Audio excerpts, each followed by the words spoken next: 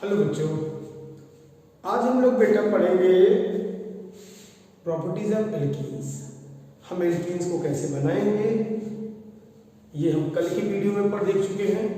अब हम देखेंगे एल्कीन की प्रॉपर्टीज क्या है, physical as well as chemical.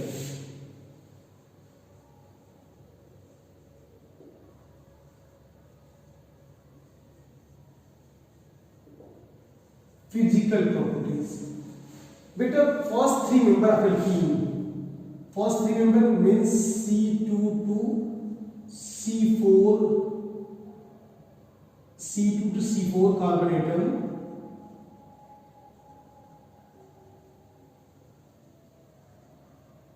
Alkenes are gaseous state.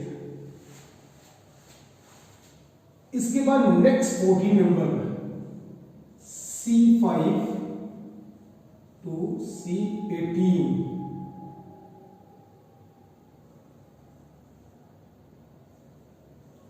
Carbon atoms of alkenes, alkenes are liquid state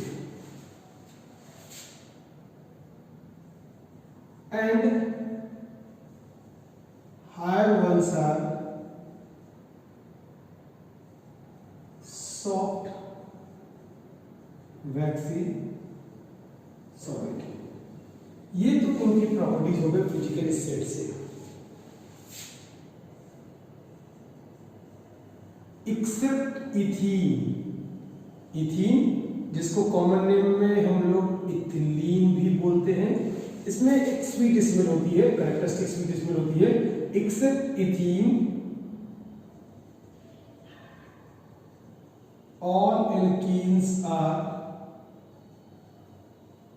odorless and colorless।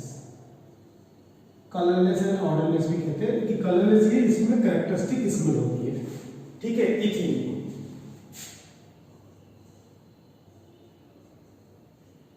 Like alkanes, alkanes की तरह ये भी प्योर कोवलेंट कंपाउंड है, बॉन्ड नंबर 4 से प्रोडक्शन होते हैं। तो like alkanes, alkenes are also insoluble in water।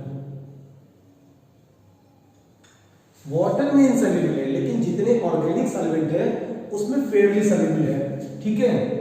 But Fairlie soluble in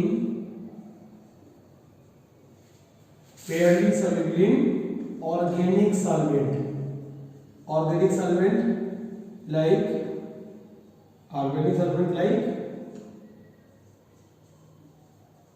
benzene, ether, acetone, carbon tetrachloride etcetera.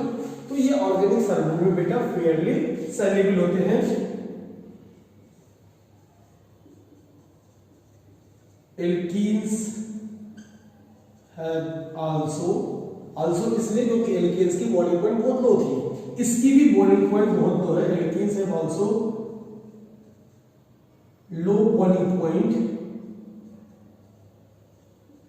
और सॉलिड स्टेट होंगे तो मेल्टिंग पॉइंट भी लो होती है। Low boiling point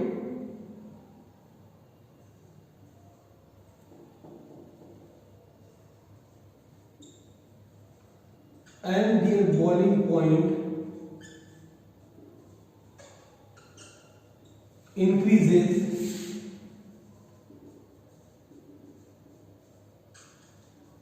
with increase the molar mass।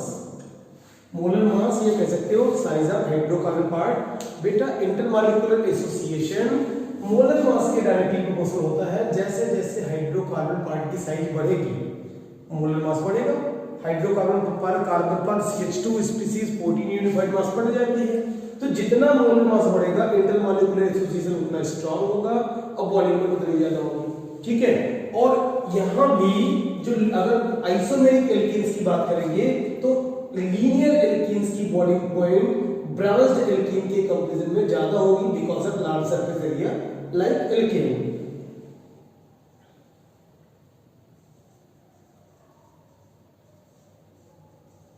among the isomeric alkene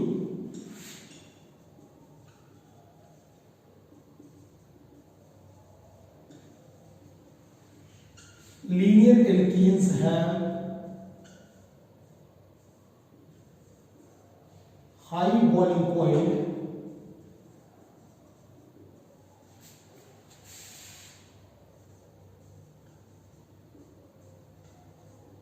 than that are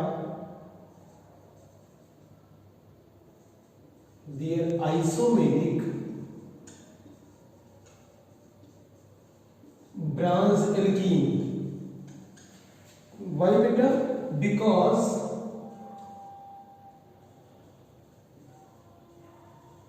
linear isomers have large surface area.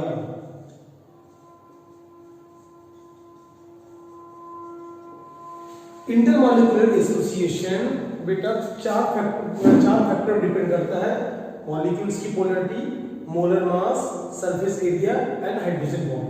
ठीक है, हालांकि polarity और हाइड्रोजन बॉन्ड एक दूसरे कॉम्प्लीमेंट्री, पोलैरिटी जितनी अधिक होगी हाइड्रोजन बॉन्ड भी उसी के डायरेक्टली प्रोपोर्शनल होता है, लेकिन सभी मोलर मॉलिक्यूल हाइड्रोजन बॉन्ड नहीं बनाते, इसलिए मैंने चार फैक्टर बताया, एक molar mass, surface area, polarity and hydrogen bond. तो कोई भी फैक्टर जो डोमिनेंट होगा पर्टिकुलर कंपाउंड्स के लिए, तो जिसके लिए जो फैक्टर ज्यादा होगा, इंटरमॉलिक्यूलर एसोसिएशन स्ट्रांग होगा, तो बॉइलिंग पॉइंट बढ़ेगी। तो अगर आइसोमेरिक एल्कीन्स हैं और एक लीनियर आइसोमर है और एक ब्रांच आइसोमर है, तो लीनियर आइसोमर की सरफेस एरिया अधिक होती है और intermolecular association is directly proportional to the surface area, तो फिर उस लीनियर आइसोमर की बॉइलिंग पॉइंट उसके ब्रांच आइसोमर से ज्यादा होगी। Is it clear? ये तो हमारे हो गए फिजिकल प्रॉपर्टीज। अब next chemical properties.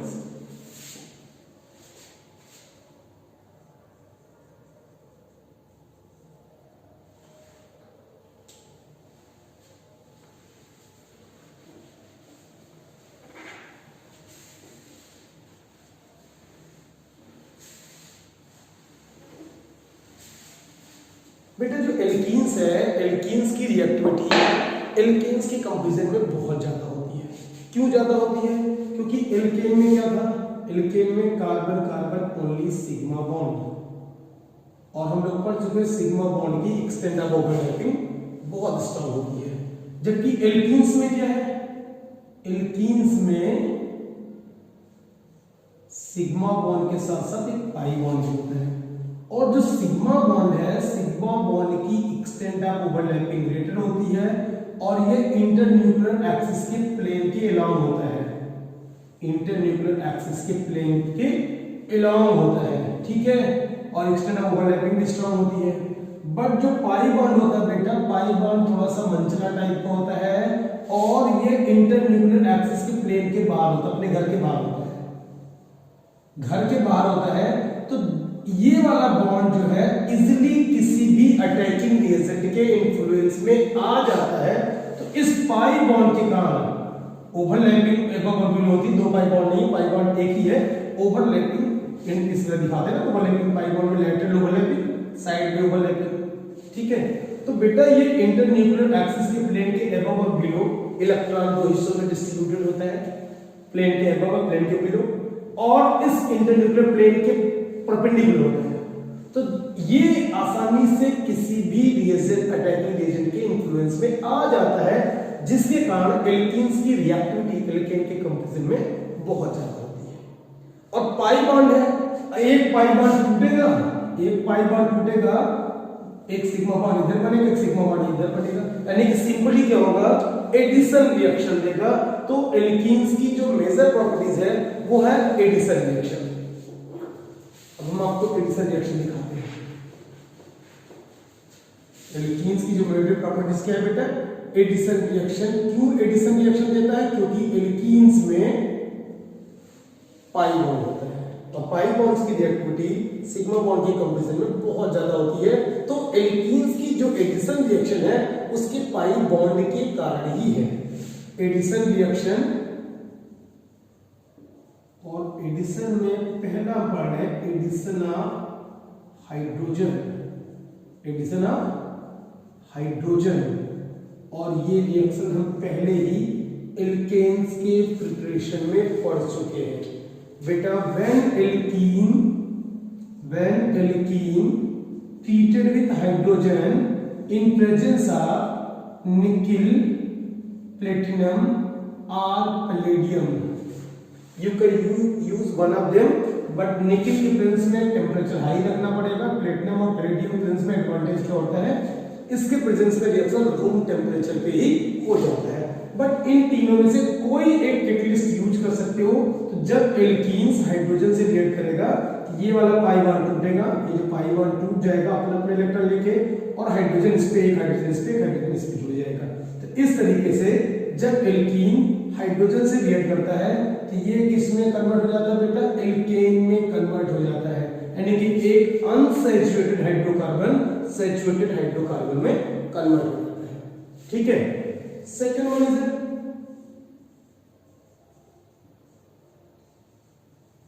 Addition of hydrogen, hydrogens X2, X में भी क्लोरीन और ब्रोमीन बेसिकली वही रिएक्ट करता है। आयोडीन नॉर्मली रिएक्ट नहीं करता इस लो टेम्परेचर पे, और फ्लोरीन्स की एक्टिविटी बहुत अधिक होती है, रिएक्शन को इजीली कंट्रोल नहीं कर सकते। तो जब ये एल्कीन किससे रिएक्ट करेगा, जब एल्कीन रिएक्ट करेगा हैलोजन से, हैलोजन क्लोरीन या ब्रोमीन कुछ भी हो सकते हैं, क्लोरीन ले लेते हैं, in presence of inert solvent CCl4। तो अब यहां ये पाई बॉन्ड टूटेगा, एक क्लोरीन यहां पे, एक क्लोरीन यहां पे।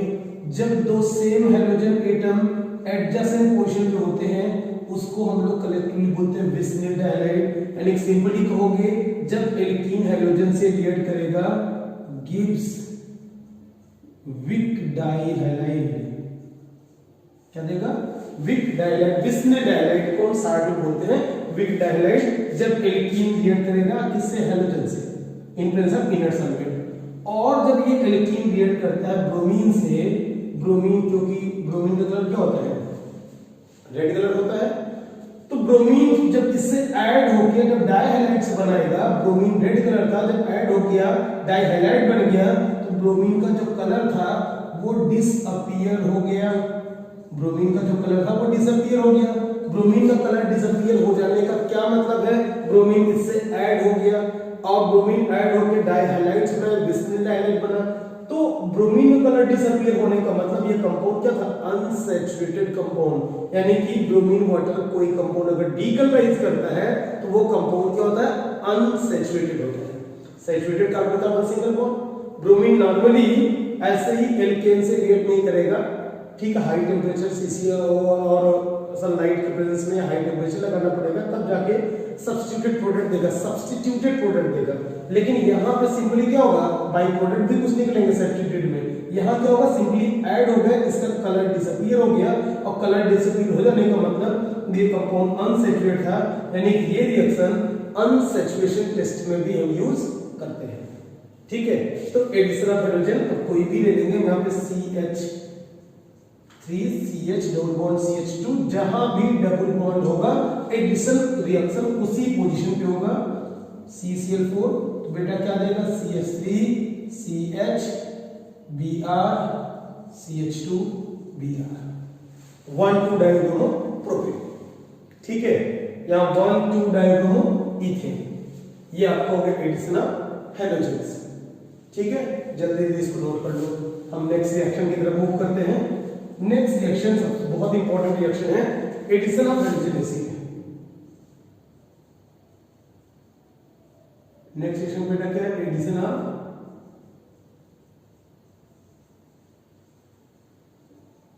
Hydrogen acid HX। बेटा जब एल्कीन हाइड्रोजन एसिड से रिएक्ट करता है तो ये करस्पॉन्डिंग एल्किल हैलाइड देगा। करस्पॉन्डिंग एल्किल हैलाइड मतलब जितने कार्बन का एल्किल है उतने कार्बन का एल्किल हैलाइड्स बढ़ेंगे। When alkene treated with hydrogen acid HX, तो अभी क्या है, ये सिमेट्रिकल है, इसमें बॉन्ड टूटेगा। देखो एल्कीन्स में जो रिएक्शन होता है वो दो रीजन के कारण होता है। एक तो अगर हेटेरोलिटिक क्लीवेज होगा, हेटेरोलिटिक क्लीवेज होगा तो किसी एक पे इलेक्ट्रॉन शिफ्ट हो जाएगा, तो जो इलेक्ट्रॉन एक्वायर करेगा उस पे नेगेटिव चार्ज, जो इलेक्ट्रॉन देगा उस पे पॉजिटिव चार्ज। या तो होमोलिटिक क्लीवेज होगी, ये किस टाइप की क्लीवेज है? Heterolytic cleavage. रिएक्शन कौन सा किस मीडियम में हो रहा है, कौन से टाइप के रिएजेंट्स हैं, वो सब डिटरमाइन करते हैं क्लीवेज किस टाइप का होगा। और अगर होमोलिटिक क्लीवेज होगा, होमोलिटिक क्लीवेज क्या होगा? अपने अपने इलेक्ट्रॉन लेके लगोगे तो दोनों पे डॉट आएगा, यानी फ्री रेडिकल्स बनाएंगे। तो रिएक्शन एल्कीन का जो होता है वो दो टाइप का है, एक तो इलेक्ट्रोफिलिक एडिशन रिएक्शन है, दूसरा फ्री रेडिकल एडिशन रिएक्शन है। ठीक है, इलेक्ट्रोफिलिक एडिशन रिएक्शन है और दूसरा फ्री रेडिकल एडिशन रिएक्शन है। एल्कीन्स पे प्रेफरेंसली इलेक्ट्रोफाइल, इलेक्ट्रॉन डिफिशिएंट, जिस पे पॉजिटिव चार्ज होगा या जिस पे इलेक्ट्रॉन की कमी होगी वो इलेक्ट्रॉन डिफिशिएंट होते हैं। और एल्कीन में क्या है? डबल बॉन्ड, जितने मल्टीपल बॉन्ड वाले होते हैं वो सभी इलेक्ट्रॉन डिसेंटर होता है। तो एल्कीन भी क्या है? इलेक्ट्रॉन डिस्ड है। तो पहले इस पे कोई इलेक्ट्रॉन डिस्ड अटैक नहीं करेगा, पहले इस पे इलेक्ट्रॉन डिफिशिएंट अटैक करेंगे, यानी कि इलेक्ट्रोफाइल अटैक करेंगे। तो जो पहले अटैक करता है रिएक्शन को उसी का नाम देते हैं। तो रिएक्शन या तो इलेक्ट्रोफिलिक एडिशन रिएक्शन होगा या फिर फ्री रेडिकल एडिशन रिएक्शन होगा। ठीक है, इस केस में दो टाइप के क्लीवेज होंगे, homolytic cleavage, heterolytic cleavage and homolytic cleavage. Homolytic cleavage होगी free radical addition reaction, heterolytic cleavage होगी तो इलेक्ट्रोफिलिक एडिशन रिएक्शन। हम आगे रिएक्शन में आपको दिखाते हैं। देखो यहां पे क्या है बेटा, एक कार्बन पे डबल बॉन्ड वाले, एक कार्बन पे हाइड्रोजन और दूसरे कार्बन पे हेलोजन हम अटैच कर सकते हैं। तो जो हेलोजन एसिड की रिएक्टिविटी है, तो सबसे ज्यादा रिएक्टिविटी ऑफ हेलोजन एसिड सबसे ज्यादा HI रिएक्टिव है, क्योंकि इसकी बॉन्ड आसानी से टूटेगा ना। बॉन्ड जितना बड़ा होगा वो उतनी आसानी से टूट जाएगा, और जितनी आसानी से टूट जाएगा आगे के रिएक्शन के लिए उतनी तेजी से अवेलेबल होगा। यानी कि HI is more reactive than HBr and HBr is more reactive than HCl। ठीक है, तो रिएक्टिविटी का ये ऑर्डर हो गया। अब देखो यहाँ पे हम अगला जो सेगमेंट चल रहा है बेटा, ये तो एल्कीन सिमेट्रिकल था। सिमेट्रिकल एल्कीन पे किसी पे भी हाइड्रोजन और किसी पे भी हेलोजन हम चिपका दिए। ठीक है, लेकिन जब एल्कीन अनसिमेट्रिकल होगा, अनसिमेट्रिकल एल्कीन कहने का मतलब है जो डबल बॉन्ड से दो इक्वल हाफ में डिवाइड ना हो। डबल बॉन्ड में तोड़ोगे दो इक्वल हाफ में डिवाइड नहीं होगा। तो ये एल्कीन क्या है? अनसिमेट्रिकल एल्कीन है। नाम प्रोपीन है बट ये क्या है? अनसिमेट्रिकल है। ठीक है, अनसिमेट्रिकल है। और ये रिएजेंट भी क्या है? ये रिएजेंट्स भी अनसिमेट्रिकल है। इनमें से कोई ले लो। अनसिमेट्रिकल और सिमेट्रिकल रिएजेंट का क्या मतलब है? हाइड्रोजन है सिमेट्रिकल रिएजेंट, हेलोजन है सिमेट्रिकल रिएजेंट। ठीक है, क्लोरीन, ब्रोमीन, आयोडीन कुछ भी लेते हो सिमेट्रिकल रिएजेंट। लेकिन जब दो डिफरेंट पार्ट हैं जिनकी इलेक्ट्रोनेगेटिविटी में डिफरेंस है, तो उसमें चार्ज भी अलग अलग होंगे। तो ये क्या होगा? अनसिमेट्रिकल है। इस negative part positive part, HCl HX है, जिसके example HCl HBr HI, HBr HI, HCN है positive part, negative part, HOH है water molecule, H plus OH minus. ठीक है, हाइपोक्लोरस एसिड है Cl प्लस OH माइनस। तो इसमें ये क्या है? ये सब अनसिमेट्रिकल रिएजेंट है। तो जब किसी अनसिमेट्रिकल एल्कीन से अनसिमेट्रिकल रिएजेंट रिएक्ट करेगा, हम एग्जांपल कोई HCl ले लेते हैं, तो अनसिमेट्रिकल रिएजेंट रिएक्ट करेगा, तो रिएजेंट का नेगेटिव पार्ट उस डबल बॉन्डेड कार्बन एटम से अटैच्ड होगा जहां सबसे कम हाइड्रोजन एटम होंगे। रिएजेंट का नेगेटिव पार्ट उस डबल बॉन्डेड कार्बन एटम से अटैच्ड होगा जहां सबसे कम हाइड्रोजन एटम होंगे। ठीक है, यानी कि प्रोडक्ट क्या बनेगा? 2 क्लोरोप्रोपेन बनेगा। अगर तुमने प्रोडक्ट में लिखा CH3 CH2 CH2Cl 1 क्लोरोप्रोपेन लिखा, तो ये बेटा माइनर में हो सकता थोड़ा बहुत ये भी बनेगा, बट ये राइट आंसर नहीं होगा। राइट आंसर 2 क्लोरोप्रोपेन होगा।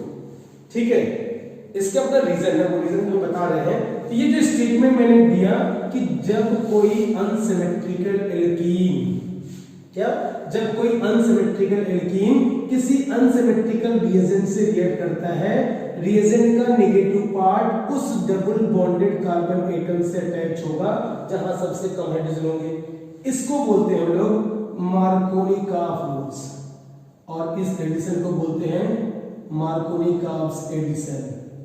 मार्कोनी का स्टेटमेंट क्या था? When unsymmetrical alkene reacts with unsymmetrical reagent, when unsymmetrical alkene reacts with unsymmetrical reagent, then negative part of the reagent attached to that double bonded carbon atom which has fewer number of hydrogen atom. When unsymmetrical alkene treated with unsymmetrical reagent, the negative part of the reagent attached to that double bonded carbon atom which has fewer number of hydrogen atom, यानी कि जहां hydrogen सबसे कम होंगे, कोई भी reaction लोगे CH3 CH double bond CH2 HBr add करोगे तो एडिशन रिएक्शन जो होगा मार्कोनी का रूल के अकॉर्डिंग होगा। मार्कोनी का रूल क्या कहता है? इसका जो नेगेटिव पार्ट, इसमें नेगेटिव पार्ट क्या है? ब्रोमीन, पॉजिटिव पार्ट क्या है? हाइड्रोजन। या दूसरे वर्ड में ये भी कह सकते हो कि पॉजिटिव पार्ट उस डबल बॉन्डेड कार्बन एटम से अटैच्ड होगा जहां अधिक हाइड्रोजन होंगे, नेगेटिव पार्ट उससे जुड़ेगा जहां कम हाइड्रोजन होंगे, या पॉजिटिव पार्ट वहां जुड़ेगा जहां अधिक हाइड्रोजन होंगे। तो यहां पे क्या बनेगा बेटा? CHBr CH3। ठीक है, ये जो रिएक्शन है, ये दोनों जो रिएक्शन अभी हम लोगों ने पढ़ा अनसिमेट्रिकल एल्कीन केस में, ये रिएक्शन किसके अकॉर्डिंग हो रहा है? मार्कोनी कॉप्स के रूल के अकॉर्डिंग हो रहा है। ठीक है, मार्कोनी कॉप का स्टेटमेंट मार्कोनी कॉप ने कह दिया, हम लोग मान ली ऐसे कैसे हो सकता है? साइंस के स्टूडेंट में हर चीज में एक बड़ा सा क्वेश्चन मार्क लेके होते हैं, मतलब उनको एविडेंस चाहिए, रीजन चाहिए, ऐसा क्यों हुआ, जो ये रिएक्शन हुआ ऐसा क्यों हुआ। अब इसके हम चलते हैं, इसके लिए हम इसके मैकेनिज्म को स्टडी करना पड़ेगा। ठीक है, तो मैकेनिज्म हम देखते हैं बेटा, इसका नोट हो गया, इसको जल्दी से नोट करो, मैकेनिज्म तक सुंदर पढ़ना है बेटा। देखो, जो भी रिएजेंट्स HCl HBr चाहिए, जो भी रिएजेंट्स लोगे, first of all that reagents ionises gives a electrophile as well as nucleophile, लेकिन इस न्यूक्लियोफाइल में हिम्मत नहीं इस पर अटैक कर सकते। रीजन क्या है वो मैं बताता हूं, इसको रख करें। देखो, CH3 CH double bond CH2, ये दोनों एटम आइडेंटिकल है। अलग होते तो एक बार साथ सोचते हैं जैसा आप क्लास में कार्बोनिल कंपाउंड में देखोगे, यहां पे दोनों सिमेट्रिकल है और डबल बॉन्ड है। डबल बॉन्ड हमेशा इलेक्ट्रॉन डिसेंटर होता है। ये जब क्लोराइड आयन यानी कि ये न्यूक्लियोफाइल जाएगा, ये भी इलेक्ट्रॉन रिच्ड, ये भी इलेक्ट्रॉन रिच्ड, दोनों आपस में लड़ाई हो जाएगी, झगड़ा हो जाएगा, गठबंधन के पहले ही तलाक हो जाएगा, यानी कि इनके बीच बॉन्डिंग नहीं पहले बनने वाली। ठीक है, दोनों इलेक्ट्रॉन रिच्ड हैं। इलेक्ट्रॉन रिच्ड में क्या होता है? रिपल्सन होता है। इलेक्ट्रॉन रिच्ड में क्या होता है? रिपल्सन होता है। तो ये पहले क्लोराइड नहीं जाएगा, तो ये जो इलेक्ट्रोफाइल इसका साथी है, इसको रोक रखता है, तो रुक, पहले मैं जाता हूं फिर तेरी भी पोजीशन बताता हूं। ठीक है, तो पहले क्या करेगा? ये इलेक्ट्रोफाइल H+ आएगा, ये आता है, तो ये आता है, ये किस पे जाएगा? दोनों में से किसी एक पे हम ट्राई करके देखते हैं। ठीक है, तो यहाँ पे लेकिन एक कंडीशन इसके साथ है, ये कहता भैया मेरे पास बॉन्ड बनाने के लिए इलेक्ट्रॉन नहीं है, तुम में से जिसके पास भी आऊंगा मैं उसी के पास आऊंगा जब पूरा इलेक्ट्रॉन पेयर मुझे देगा। मतलब एक इफेक्ट जनरेट हो जिसको बोलते हैं इलेक्ट्रोमैग्नेटिक इफेक्ट। इलेक्ट्रोमैग्नेटिक इफेक्ट में क्या था? Shifting a pi bond to one of the atom joined by multiple bond according to requirement of attacking reagent. क्या था? Shifting a pi bond to one of the atom joined by multiple bond according to requirement of attacking agent के requirement के according shifting होती है, उसको बोलते हैं electromagnetic effect. अब चूंकि ये क्या रहा है, ये इसके पास एक भी इलेक्ट्रॉन नहीं है बॉन्ड बनाने के लिए, तो जो पाई बॉन्ड की शिफ्टिंग इसी रिएजेंट की तरफ जाएगी। तो जब शिफ्टिंग अटैकिंग रिएजेंट की तरफ जाता है उसको हम लोग बोलते हैं प्लस ई इफेक्ट। क्या बोलते हैं? प्लस ई इफेक्ट, यानी कि जब ये अटैक करेगा तो क्या होगा? क्या जनरेट होगा? प्लस ई इफेक्ट होगा। ठीक है, तो अब हम दोनों कार्बन पे अटैक करा के देख सकते हैं, एट C1 एट C2। जब बेटा फर्स्ट C1 मतलब फर्स्ट कार्बन ये डबल काउंटिंग हम लोग आईबीसी पढ़े, प्रायोरिटी वाले डबल बॉन्ड को देंगे, काउंटिंग लेफ्ट साइड से लेकर के राइट साइड से करेंगे, यानी कि फर्स्ट कार्बन ये। तो जब ये फर्स्ट कार्बन अटैक करेगा तो पूरा का पूरा पाई बॉन्ड इधर शिफ्ट हो जाएगा। तो पाई बॉन्ड शिफ्ट हो जाएगी, अकेले किसी की प्रॉपर्टी तो है नहीं, पूरा लेके चला जाएगा। इन दोनों कार्बन एटम का है, तो जो इलेक्ट्रॉन देगा, यानी कि अगर इलेक्ट्रॉन यहाँ पे गया तो ये 2 इलेक्ट्रॉन देने वाला हो गया, अगर इलेक्ट्रॉन इधर शिफ्ट होगा तो ये इलेक्ट्रॉन देने वाला होगा। जो इलेक्ट्रॉन देने वाला होगा उसमें आएगा क्या, पॉजिटिव चार्ज आएगा, CH3 CH प्लस CH3। ठीक है, कब, अगर पहले कार्बन पे अटैक करेगा तब, और अगर दूसरे पे अटैक करेगा तो पूरा का पूरा शिफ्टिंग इस साइड जाएगा, पूरी शिफ्टिंग इधर चली जाएगी, तो इस पे पॉजिटिव चार्ज आएगा, यानी नंबर 1 कार्बन एटम में पॉजिटिव चार्ज आएगा। तो क्या प्रोबेबल होगा बनने का, CH2 CH2 प्लस। ये जो है सेकेंडरी कार्बोकेटाइन है, क्या है, सेकेंडरी कार्बोकेटाइन। और ये क्या है, ये प्राइमरी कार्बोकेटाइन है। और हम लोग इसके प्रीवियस चैप्टर पढ़ रखे हैं, सबसे ज्यादा स्टेबल टर्सरी कार्बोकेटाइन होता है। भाई कार्बोकेटाइन की स्टेबिलिटी का रीजन क्या था, हम लोगों ने कार्बोकेटाइन की स्टेबिलिटी का रीजन वहां पढ़ा हुआ था, कोई भी आयंस है उस आयंस की जो रिएक्टिविटी होती है उस पे जो चार्ज है ना, पॉजिटिव या नेगेटिव, उस चार्ज के मैग्नीट्यूड के डायरेक्टली प्रोपोर्शनल होता है। और स्टेबिलिटी रिएक्टिविटी के रेसिप्रोकल है, स्टेबिलिटी रिएक्टिविटी का रेसिप्रोकल है। इस पे जितना अधिक पॉजिटिव चार्ज उसकी रिएक्टिविटी उतनी ज्यादा, लेकिन जो भी फैक्टर उसके पॉजिटिव चार्ज के मैग्नीट्यूड को घटाएगा, जो भी फैक्टर उसके पॉजिटिव चार्ज के मैग्नीट्यूड को घटाएगा वो उसकी रिएक्टिविटी को घटा देगा, लेकिन स्टेबिलिटी को बढ़ा देगा। यहाँ क्या लगे हुए हैं, हाइड्रोजन 50 से एटम, न तो इलेक्ट्रॉन विड्रॉ न इलेक्ट्रॉन लीजिंग, इनका होने न होने से कोई फर्क नहीं पड़ने वाला, यानी कि इस पे पॉजिटिव चार्ज का मैग्नीट्यूड जो भी है वो ऐसे है। यहाँ क्या लगा हुआ है, एक मेथाइल ग्रुप, 2 हाइड्रोजन है, हाइड्रोजन से कोई इंफ्लुएंस नहीं, लेकिन ये एक मेथाइल ग्रुप है। मेथाइल ग्रुप क्या होता है, electron releasing group, plus I effect generate करता है। क्या करता है, प्लस आई इफेक्ट जनरेट करता है, प्लस आई लिख देते हैं, ठीक है, प्लस आई। ये इलेक्ट्रॉन देगा इसको, इलेक्ट्रॉन पे कौन सा चार्ज है, नेगेटिव, इलेक्ट्रॉन पे कौन सा होता है, नेगेटिव, इस पे कौन सा चार्ज है, पॉजिटिव। तो जब ये नेगेटिव चार्ज देगा इसको, तो पॉजिटिव चार्ज का मैग्नीट्यूड क्या करेगा, उसका न्यूक्लियस करता जाएगा, पॉजिटिव चार्ज का मैग्नीट्यूड घटता जाएगा बेटा, यानी कि जब इलेक्ट्रॉन रिलीजिंग ग्रुप होगी, पॉजिटिव चार्ज की मैग्नीट्यूड घटेगी, स्टेबिलिटी बढ़ेगी। यहाँ एक ही है, यहाँ पे कितने हैं, 2 है, यहाँ कितने इलेक्ट्रॉन रिलीजिंग ग्रुप है, 3 है। तो जितना अधिक प्लस आई इफेक्ट लगेगा, इलेक्ट्रॉन रिलीजिंग ग्रुप जितना अधिक होंगे, तो इस पॉजिटिव चार्ज की मैग्नीट्यूड उतनी कम होगी, और मैग्नीट्यूड जितनी कम होगी उसकी स्टेबिलिटी उतनी ज्यादा होगी। ठीक है, ये मेथाइल है, ये प्राइम 1 डिग्री है primary carbocation, 2 degree secondary carbocation, 3 degree tertiary carbocation, यानी कि tertiary carbocation is more stable then secondary, and secondary is more stable then primary, primary is more stable then methyl carbocation. ठीक है, अब हम आते हैं अपने कंटेंट में। यहाँ पे देखो, यहाँ जो कार्बोकेटाइन है 1 डिग्री कार्बन एटम पे है, प्राइमरी कार्बोकेटाइन से लिखा हुआ है, और इसके साइड केवल एक ही अल्काइल ग्रुप लगा हुआ है, बाकी 2 हाइड्रोजन है। ये क्या है, 2 डिग्री सेकेंडरी कार्बोकेटाइन है, जिस कार्बन पॉजिटिव चार्ज है वो सेकेंडरी नेचर का है, और उसके दोनों साइड एक एक अल्काइल ग्रुप लगे हुए हैं, यानी कि इस कार्बोकेटाइन की स्टेबिलिटी इससे बहुत ज्यादा है। सेकेंडरी कार्बोकेटाइन मोर स्टेबल, और ये क्या बेटा, primary carbocation less stable. Secondary carbocation more stable, primary carbocation less stable. जो इस कार्बोकेटाइन जितना स्टेबल होगा वो उतने प्रेफरेंसली बनेगा। स्टेटमेंट नेक्स्ट इसमें क्या होगा, secondary carbocation is more stable, hence it will be formed predominantly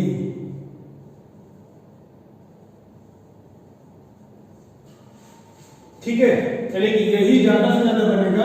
जब यही ज्यादा बनेगा फिर आगे, अभी कहता ना कि मैं पहले जा रहा हूं, वो गया एक इलेक्ट्रोफिलिक सेंटर प्रोड्यूस कर दिया, अब आसानी से जो बचा हुआ न्यूक्लियोफाइल वो भी इंटरेक्ट कर जाएगा। तो अब देखो, जब ये ज्यादा बनेगा तो जो बचा हुआ यहाँ पे ये क्लोराइड है, न्यूक्लियोफाइल है, जो बाद में आता है तो वो इस पे अब अटैक कर जाएगा। प्रोडक्ट क्या बनेगा, 2 क्लोरोप्रोपेन। ठीक है, लेकिन अटैक पहले इलेक्ट्रोफाइल करता है, इसलिए उसी के नाम का नेम प्लेट उसके घर पे लग जाता है। रिएक्शन का जो टाइप है, ये रिएक्शन है इलेक्ट्रोफिलिक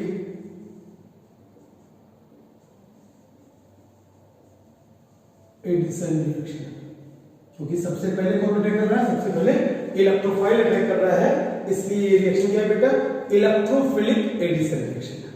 ठीक है, तो इस टाइप का इस एल्कीन से जब भी कोई अनसिमेट्रिकल रिएक्शन रिएक्ट करेगा, उन सब का मैकेनिज्म सेम वे एक्सप्लेन करोगे।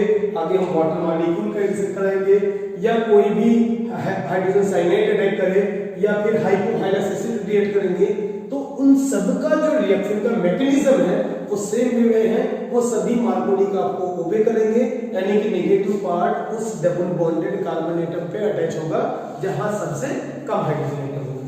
Is it clear? यहाँ कोई कंफ्यूजन तो नहीं? वेरी गुड, इसको आप लोग नोट कर लीजिए। अब हम अगले रिएक्शन पे आते हैं।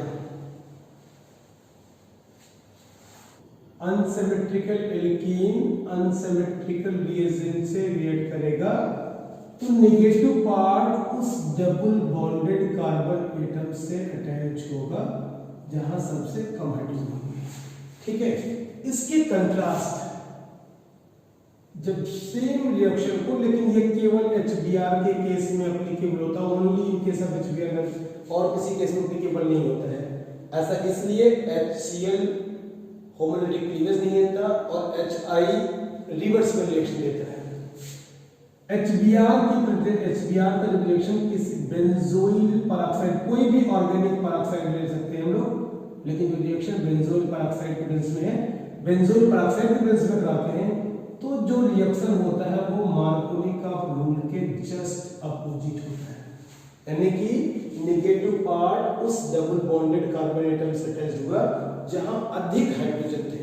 तो ये जो एडिशन कहलाता है वो एंटी मार्कोनी का एडिशन कहलाता है। क्या कहलाता है बेटा? एंटी मार्कोनी-कॉब्स एडिशन कहलाती है, या एंटी मार्कोनी का रूल भी कहते हैं। तब होते हैं एंटी मार्कोनी का रूल भी कहते हैं, और ये रिएक्शन परऑक्साइड की प्रेजेंस में होता है, इसलिए इसको परऑक्साइड इफेक्ट भी कहते हैं, क्योंकि परऑक्साइड भी प्रेजेंस में होता है। और इसका क्या नाम देते हैं? इसको MS खैरास ने ऑब्जर्व किया था, इसलिए इसको खैरास इफेक्ट भी कहते हैं। ठीक है, लेकिन कब? जब अनसिमेट्रिकल एल्कीन HBr से रिएक्ट करता है in presence of benzoyl peroxide, then addition reaction takes place just opposite to the Markovnikov rule। इसलिए इसको हम एंटी मार्कोनिकॉव एडिशन कहते हैं। परऑक्साइड के प्रेजेंस में होता है, इसलिए इसको परऑक्साइड इफेक्ट कहते हैं। MS खरास ने इसको ऑब्जर्व किया था, इसलिए उनके ऑनर में खरास इफेक्ट भी कहते हैं। ठीक है, अब यहां भी हमारा क्वेश्चन मार्क वही सेम है कि ऐसा क्यों हुआ, ऐसा क्यों हुआ, क्यों बेंजोइल परऑक्साइड की प्रेजेंस में जो एडिशन रिएक्शन था वो मार्कोनिकॉव रूल के जस्ट अपोजिट हो गया। तो इसके भी हम लोग मैकेनिज्म देखते हैं। बेटा ये जो रिएक्शन है वो फ्री रेडिकल एडिशन रिएक्शन है। इस रिएक्शन का मैकेनिज्म ये तो हम लोगों ने पहले पढ़ लिया, मार्कोनिकॉव मैकेनिज्म। ये रिएक्शन बताओ, दिस इज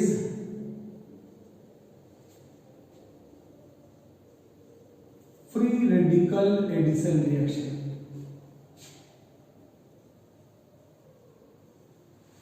क्या ये फ्री रेडिकल एडिशन रिएक्शन है? फ्री रेडिकल एडिशन रिएक्शन, इसमें क्या होता है? फ्री रेडिकल एडिशन रिएक्शन में मेनली जितने भी फ्री रेडिकल रिएक्शन है 3 स्टेप होते हैं। चेन इनिशिएशन, जिसमें एक मॉलिक्यूल का होमोलैटिक क्लीवेज होकर एक फ्री रेडिकल प्रोड्यूस होता है। दूसरा चेन प्रोपगेशन, जिसमें एक फ्री रेडिकल नए मॉलिक्यूल पर अटैक करके नया फ्री रेडिकल प्रोड्यूस करता है। तीसरा स्टेप है चेन टर्मिनेशन, जिसमें 2 फ्री रेडिकल आपस में कंबाइन करके न्यूट्रल मॉलिक्यूल बनाते हैं।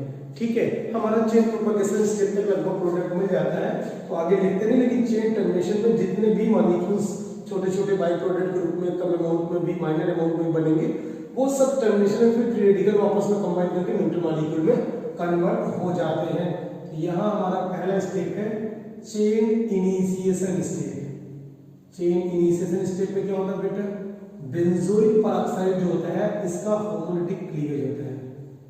बेंजोइल पेरोक्साइड का homolytic cleavage in presence of sunlight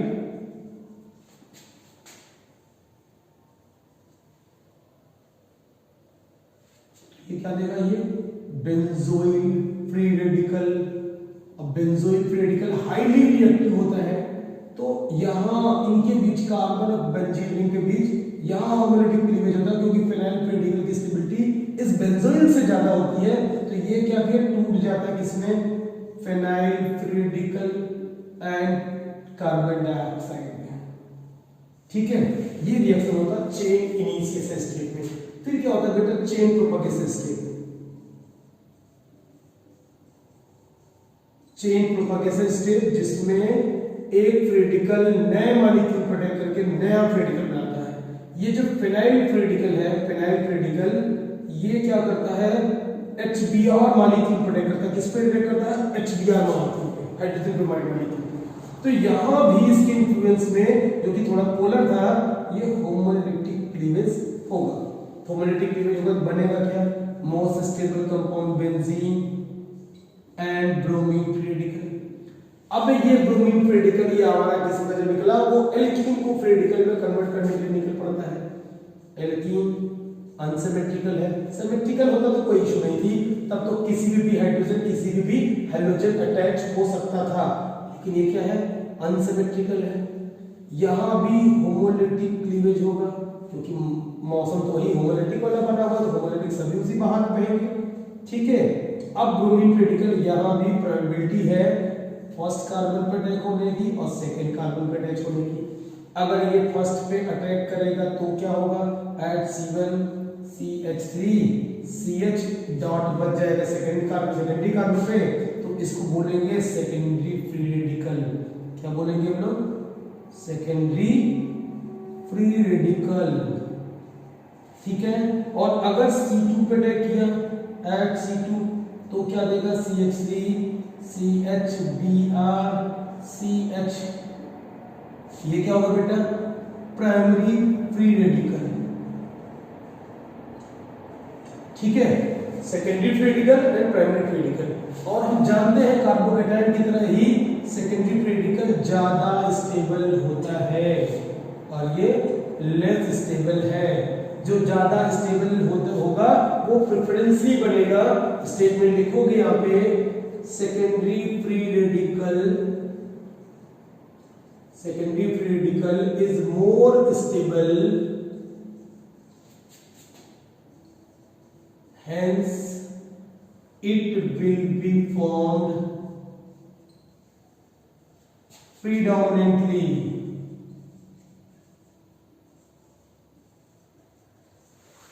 ठीक है, वही प्रेफरेंसली बनेगा। तो जब ये बनेगा फिर आगे के रिएक्शन भी वही प्रोसीड करेगा। आगे के नए HBr मॉलिक्यूल पर अटैक करेगा, नए HBr मॉलिक्यूल यहां भी होमोलिटिक क्लीवेज होगा, तो ये बना देगा क्या हमारा 1 ब्रोमोप्रोपेन हमारा मेन प्रोडक्ट यहां मिल गया। इसलिए इंसान जानते हो सिर्फ किसके झुका था, अपना काम बनता, बाद में जाए बचता, 1 ब्रोमोप्रोपेन बन गया। फिर आगे के रिएक्शन कराने के लिए वो जो ब्रोमीन फ्री रेडिकल फिर से रिलीज होगा, वो आगे और एल्कीन को फिर आगे इसी तरह पुश करता जाएगा। लेकिन जो मैकेनिज्म हमें एक्सप्लेन करना था कि नेगेटिव पार्ट वहां पे चला गया जहां अधिक हाइड्रोजन है, तो हमारा मेन प्रोडक्ट यहाँ पे बन गया। ठीक है, आज की वीडियो का मेन मोटो यही था। अब आगे के reaction, addition of water molecule, ozonolysis, polymerisation, वो हम अगली वीडियो में करेंगे। तब तक के लिए आप इसको रिवाइज कीजिए, प्रैक्टिस कीजिए, डाउट आती है अगले क्लास में